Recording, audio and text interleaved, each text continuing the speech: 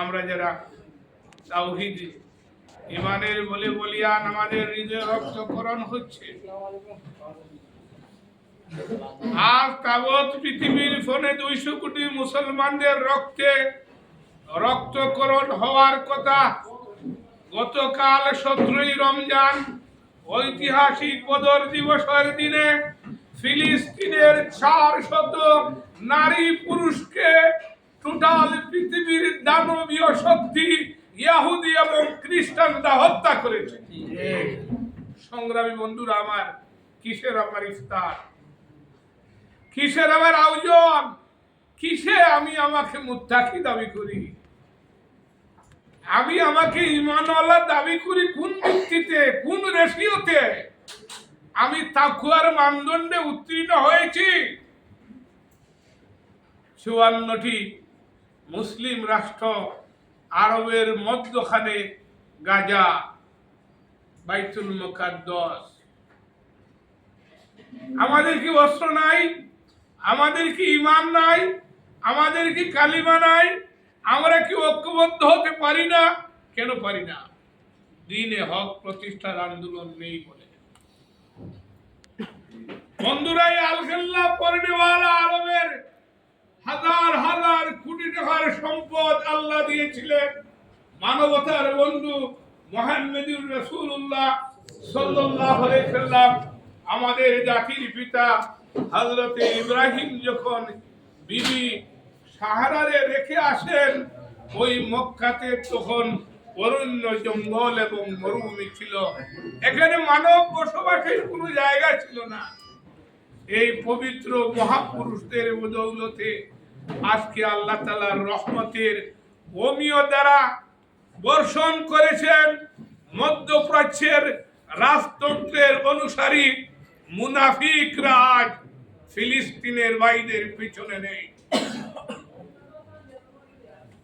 আজ আমরা বলতে চাই, কেন আমেরিকার পরাশক্তি ইহুদি বেনিয়ামিন নেতানিয়াহু যুদ্ধ চুক্তি করার পরেও আমার ভাইদের উপর কেন হামলা করছে? আজ আমাদের স্পষ্ট বুঝতে হবে,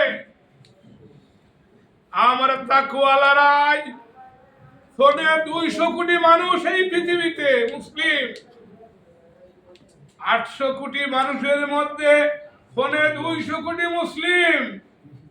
আমার রব বলছেন, তোমাদের কি হলো? তোমরা কেন আল্লাহর রাস্তায় সংগ্রাম করছো না? নির্যাতিত, নিপীড়িত, বঞ্চিত ওই গাজার মুসলিম শিশুটি বলছে, আমাকে এক গ্লাস পানি দাও, পানি দাও।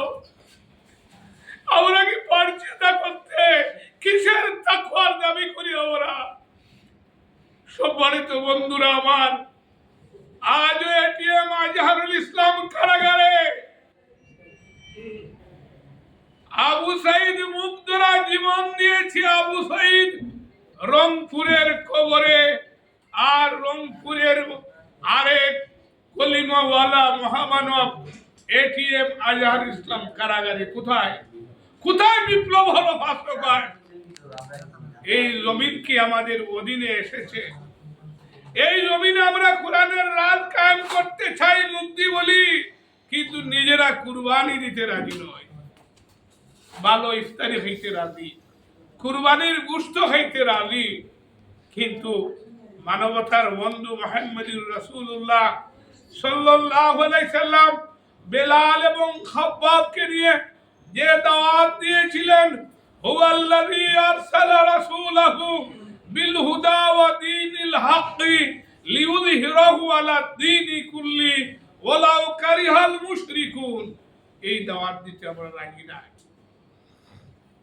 হক এবং বাতিলের পার্থক্য সৃষ্টি করার জন্য তাবৎ পৃথিবীর মানব জাতির জন্য আল্লাহ রাব্বুল আলামিন এই রমজান মাসকে নিয়ামতের মাস, খনিজ সম্পদ, মণি মুক্তা আহরণের মাস, জান্নাতের নেক আমল তৈরির মাস, হায়াত এবং মৌতের মধ্যখানে আমরা কম সময় পেয়েছি পৃথিবীতে। আগেকার যুগের উম্মতরা 1000 বছর, 950 বছর, 2000 বছর 3000 বছর সময় রেখেছিলেন। আল্লাহ রাব্বুল আলামিন বললেন মুহাম্মদুর রাসূলুল্লাহ সাল্লাল্লাহু আলাইহি সাল্লাম, এমন একটি রাত্রি তোমার জাতিকে দেব, ওই রাত্রি যদি যারা পেয়ে যায় শবে কদরের রাত্রি, আগেকার যুগের নবীর উম্মতরা যারা 950 বছরে বেঁচে ছিল, এর চেয়ে বেশি সওয়াব তারা 50-60 বছরের জিন্দেগিতে শবে কদর পেলে তাদের হাতে, তাদের অ্যাকাউন্টে জমা হয়ে যাবে। কিন্তু আমরা কি খোঁজ নিচ্ছি? এই মাস সেই মাস, বাকি 11 মাসে আমাদের ত্রুটি বিচ্যুতি রয়েছে, যেখানে হায়াত এবং মৌতের মধ্যখানে নেক আমল করার জন্য রব আমাকে পাঠিয়েছে। গত পরশুদিন শ্রমিক কল্যাণ ফেডারেশনের বাছাইকৃত কর্মীদের চিঠি ছিল, 95 জন রিপোর্টেড লোক উপস্থিত। যে লোকটা এইভাবে আমার সামনে বসে 3টা থেকে ইফতার পর্যন্ত বসে অত্যন্ত মনোযোগের সহিত আলোচনা শুনলো, ওই লোকটা আমাদের সাথে ইফতার করে বাড়িতে গেল। টিলাগড় তাদের নিজস্ব বাড়ি, টিলাগড় সিএনজি স্ট্যান্ডের সভাপতি 5 আগস্টের পরে আমরা তাকে বানিয়েছিলাম। ওই লোকটা রাত 11টায় ইন্তেকাল করে। কোথায় আপনি এক রমজান থেকে আরেক রমজান পাবেন?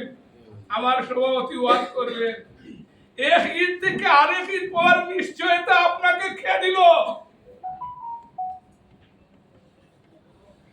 ইয়া আইয়ুহাল্লাযীনা আমানুত্তাকুল্লাহ, হে ঈমানদারগণ, তোমরা কি একটু চিন্তা করেছো? তোমার ডানে বসা, তোমার সামনে বসা ভাইটি তোমার সামনে থেকে গিয়ে সেই ঘরে গেল যে ঘরের দরজা এবং জানালা নাই। আমরা তাকে সেই ঘরে রাখলাম যে ঘরের দরজা এবং জানালা নাই। আমার বন্ধু, আমার সন্তান, আমার প্রতিবেশী, আমার কর্মী, আমার নেতা, আমার মা, আমার ভাই, যুগ যুগ ধরে রেখে আসতেছি, কিন্তু আমার নফসিয়াতের কোনো পরিশুদ্ধি নাই। আমি মিথ্যা কথা ছাড়তে পারি না, আমি গীবত ছাড়তে পারি না, আমার নফসিয়াতের পরিশুদ্ধি হয় না। আমি দিন প্রতিষ্ঠার আন্দোলনে 2টা ঘন্টা সময় কুরবানি করি না, কুরবানি দেই না। মাসে 3 থেকে 4টা প্রোগ্রামে 15 থেকে 20 মিনিট সময় লাগে, বসতে রাজি হই না। আমি ইকরা বিসমি রাব্বিকাল্লাযী খালাক পড়ি না। ইয়া আইয়ুহাল মুজাম্মিল, হে কম্বল আচ্ছাদিত মুহাম্মদ, তুমি উঠো।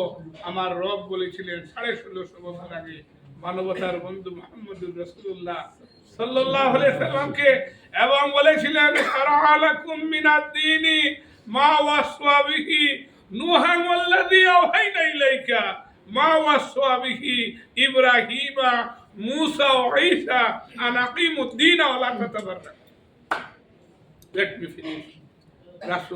রাসূলকে সেদিন আল্লাহ রাব্বুল আলামিন তোমার জাতির পিতা ইব্রাহিম, ইসহাক, ইসমাঈল, ইয়াকুব, লূত, সুলাইমান, জাকারিয়া, ইয়াহইয়া সহ অসংখ্য নবী এবং রাসূল একই কারণে পাঠিয়েছিলাম, দ্বীনে হক প্রতিষ্ঠার জন্য।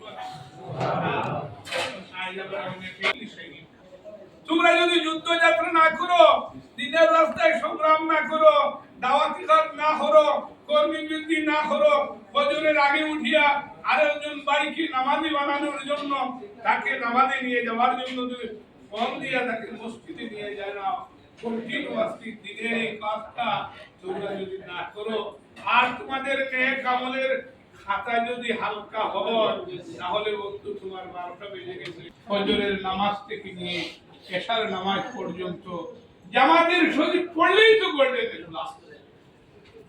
আমরা কি আত্মসমালোচনা করি যে প্রতিদিন আমি গোল্ডেন ক্লাস পাওয়া দরকার?